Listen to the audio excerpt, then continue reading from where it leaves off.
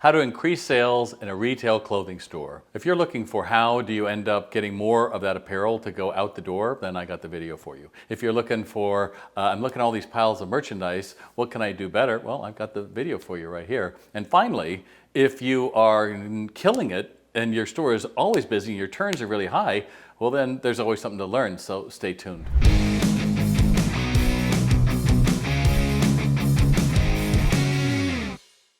Okay, so one of the ways you can make more money in your retail store is to just understand that people are busy. People have money. They might casually walk in, but maybe they would like a personal styling session. Instead of hoping that that one person who does really well is on your floor, why not offer it? Why not have it on your website? That's a perfect group of chatbots you could have. Just simply, hey, would you like a styling with Stacy? And show the time, her calendar, and someone could pick that even 24/7 if they live in the area, and then Stacy's calendar gets booked. Now, it might not happen all at once, but when you put it out there, you're making your website do more to get people in the store and not just hoping people walk around, all right? So number two, I'm just gonna tell you is don't do this. I see too many clothing stores. We're just gonna pull out some old funky rack from, I don't know, the 70s, 1870s, and we're gonna pull it out with all our leftovers and leave it at the front. I'm just telling you, it looks terrible. And unless you're a consignment store, you're really cheapening the whole brand that you're supposed to do, because the front of your store is just like your home. It has to look perfect. So I would put out a red welcome mat every morning. Yeah, don't leave it out there, it'll probably be stolen. I would probably put a couple of planters on either side with plants or something. I know you hardware stores saying, why would I do that? Well, you can do something masculine or a little bit more, contemporary, but the idea is something green, something to break up the concrete that's out in front of them. Some people have done really nice. They put a logo light up above that lights up to show the logo on the sidewalk in front of you. That can be kind of cool. There's a lot of things that you can do on the outside of the store, but let's be honest, how many times did you walk out and go to the front of your store and take a look? Well, we don't do that, Bob. We come in the back. I know, that's the point. So go through, walk through the front of your store. You will be shocked at cigarette butts or dead plants or God knows what in front of your store, and inside just looking at your windows. Oh, look at all that cellophane tape from December and it's June. Look at the spiders. Look, half of those lights are out. What was that promotion? That's over there in the corner. But you've got to get your focus of what the customer looks at. So while we're talking about windows, you probably have seen some other videos I have, and in fact I have a whole keynote on visual merchandising and display for retail stores. But one tip for you right now is for your windows, go through and get your Post-it note and go for, well, you could be in the window and do this, but it's better you just walk out in front of your window and grab a Post-it note, and wherever your eye is, so it might be like 5'8" for me, 5'10". If you're 6 feet, don't choose someone else. If you're 5 feet, choose someone else. But someone right in the middle, average, right? And then put that Post-it note right on the window, right in the middle.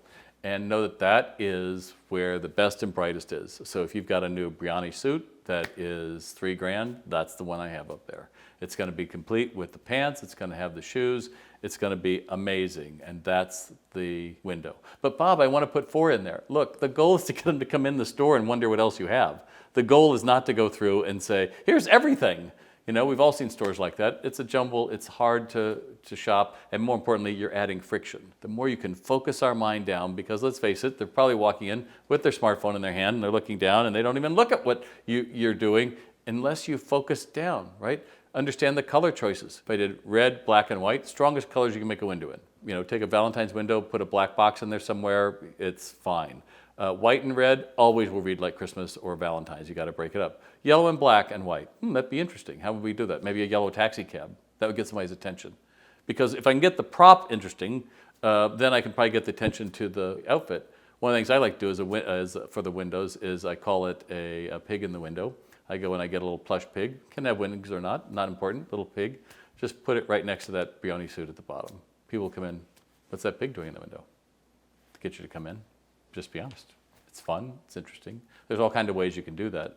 But your goal to attract people to a apparel store is show that you know how to put an outfit together and it's not what's cheapest.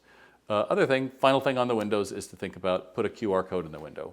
Because what if it's 12 a.m. The guy is walking home from a really great date that he had with his wife at the restaurant down the way. He sees it, she goes, you'd look good in that. When do they open? Oh, they're closed on Mondays, and all that interest is lost. Or maybe that's where you're going to have your styling. Maybe, not sure if that's going to fit. Book a styling call with us. But you're always thinking ahead, what's going to get their attention, and then how do I hold on to that? And if you're watching this, you probably have loyal customers, I'm sure, and you might know, oh, that's Jane, or worse, that's the goatskin boots that I sold. No, that's a name. It's not goatskin boots, because we often remember what we sell them. We don't know the name. So the more you can clientele, some people that can do that in an app, some people it's connected to their POS, and it's giving you the information, everything they bought. I don't know if you're too old to remember the movie Clueless, and Alicia Silverstone's going through her closet's all digital and it's trying to put together her outfits. That's where we're going to end up being. With a digital closet, we'll be able to see all of that. But if you have past purchases and you can say, oh, she likes Eileen Fisher, she likes Max, I don't know women's brands that well, but if I knew that, then it would tell me how I want to talk to her in the future. So using AI to come up with a great email, a handwritten note, hey, we just got this in from Eileen Fisher, I think it'd be great. If you took a picture when she was in, and then be able to superimpose that on the outfit, that might be fun too. But the goal is to also hold on to those loyal customers you've got, because your top 10% are where the money is. They are not the ones that you want to keep saying stuff is 20% off, because she just bought that $1,000 scarf. She doesn't want to see, even 4 months later, it's 20% off, because she got the value of it, right? She was wearing it for that trendsetter and when nobody else saw it. But we often forget that we could segment the list, because and I know, I do call people who buy everything on sale bottom feeders. It's horrible, but the reality is they're not making your money. They're waiting until something is 50% off.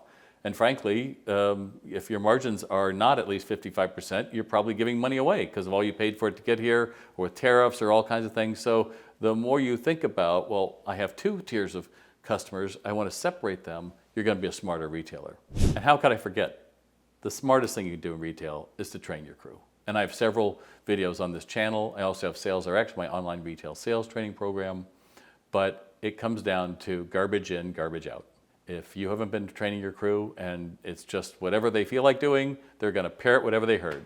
Welcome in, don't ever say welcome in. That is like carnival barker to a tent. Welcome in, or a tour bus. Welcome in, that is not a greeting. It is like a shrug from a retailer. You want to say good morning and shut up. I don't want to hear, good morning, we have everything on sale, 20% off here, and our boots and saddles are an extra 30%, and if you sign up today with our credit, right, just shut up. Because the first 10 feet is where you start to build that relationship, and relationships start with yes. Would you like to join me for a drink tonight? Yes. Oh, that's how it starts, same idea. Good morning, good afternoon, good evening. Good morning. Oh, good morning. Oh, thank you. Great way to start. Remember, sales training is behavior training. What do I mean by that? It's like dieting, right? If you buy the book, do you get credit for that? No. If you read the book, do you get credit for that? No. What do I get credit for? If you are in Starbucks and you look at that 1,200 calorie almond croissant, which is my favorite almond croissant, you say, no, I'll pass, right? You have to train the mind the same way. Oh, I want to say hi, good morning, good afternoon, how you doing? That's casual. I want to say good morning, know what I want. I'm going to build rapport. That's another video, but how do I build rapport with somebody? And then I might ask them, is this the first time you've been in our store? Yeah. May I give you a brief store tour? Sure. And if they say no, fine, you can go on. But if they say yes, you got 1 to 2 minutes to talk about your basic layout, the brands that are important to you. So they start to feel this store is for me. Or you say, is this the first time you've been in our store? No, I'm in here a lot. Oh, well, great, we moved everything around. May I give you a brief store tour? Sure. Why? Because if I get them to linger, I'm more likely to get them to discover something they can't live without. Most people go shopping, something changed in their life. There's an event coming up, something broke, they want to add on, they want something that they don't have to complete another project. Something changed. Nobody just goes in and says, I got nothing to do today. They might tell you that. And I know people who say, oh, the husbands come in and they get parked while their wives get their hair done or something. It's like, well, that's a chance for you to do something. No, they never want anything. Change the way you're talking to them. Because if I keep saying the wrong thing over and over again, you would think you'd learn like, oh, I shouldn't say it. I'm a keynote speaker for retailers out there, retaildoc.com.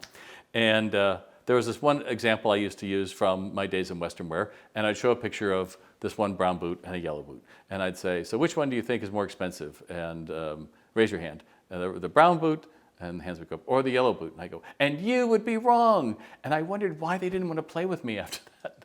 Because I said the wrong thing to them. Immediately I was like, oh, that's on me. Most of the time we lose sales. Sales is on you. If you aren't stylish, if you can't put an outfit together, and you have people who look like they rolled up their clothes, put them in a backpack, and then showed up to sell high-end fashion, you're going to be in trouble. You're selling luxury goods, things that cost a certain amount of money. They have to have space around them to tell the customer, oh, this is luxury, versus mass market where they'll slam together on a rack, right? So we have lots we can be talking about. We have so much. We've talked about visual merchandising, we've talked about training, and the other thing to remember is your best customers, you have to be able to talk to them. So having a list that you can segment out and make sure that these are the ones who are top 10%, they're golden, and we're going to do something special for them. And these are the people who really love the sales, and the two do not meet. That really is great. But the final thing I want you to be thinking about is you're an apparel store. You are basically a toy store for fashionistas, right? So your whole mantra is just try it on. No, I don't want to try it. Try it on. Come on, you'll see when it's on. You'll really like it. No, I don't think so. Would you like to play a game with me? Sure. How about we take that and see which of these two pants go better with it? They might pick. Great, great. Well, you might want to try that on. My goal is to get you to try it on. If I get you half naked in the fitting room, I've got you. The most underused place of an apparel store right now is the fitting rooms. They are the neglected child who is just, stay away, and, people want it. It's kind of dark. If this is really your store, I would make sure you had air conditioning in it for one, and additional lighting so that it doesn't feel creepy when you go there, but it needs to be manned so that someone can say, I'm just going to try these on. Great, let me get it started for you. And knowing what sizes they've got in their hand, you know what sells well. Again, your stylist or you knows what sells really well. You should be able to get that size and throw it over the top. I found this blouse you might like. No, I think that's fine. Just try it on. That's all I'm asking you to do. Just ask that second time. Just try it on. And when she comes out, I want you to have 3 ways she can wear whatever that item was. I don't know what that would be, Bob. Better start checking TikTok and YouTube. That's not my world. That's your world. My world is in the people. Your world is in the actual product. But you should have 3 ways they could wear it. What could they do with it so that it's not just this one event they're going to, right? And then never forget the handbag, the shoes, the scarf, everything makes the difference. For a guy, we're pretty limited. All we can get is a watch, maybe a little chain, a belt with pants, right? But we don't ask for the belt. We just kind of like assume that guys will wear a belt for 40 years until finally their wife is like, change the damn belt. But if they get a new belt, they're going to go and tell, yeah, I just got this. Look at this. Isn't this great? We give up on guys because guys we think are complex. We're much simpler. Just show us that we matter. Make us feel that we matter. Follow the steps in my sales training program, and you're going to find that they're the easiest because they're going to buy 4 of whatever the pants or the shirts are because they don't want to do this again. And they had a good experience with you. And you know what they're going to do is they're going to say, this is my store. And so when you're looking at how to increase your sales in a retail apparel store, then look at all these steps I've given you and understand, yeah, it's a big responsibility. But I know you can do it. And to that end, I've got a free offer for you I want you to check out. Right up here in the top, there's a link you can click. And if it's on your smartphone, you can't quite see it, go down below. You can click it in the text below. But let's change the dialogue of how everybody's going online to realize, wow, I got a lot of people in my store. We're doing great.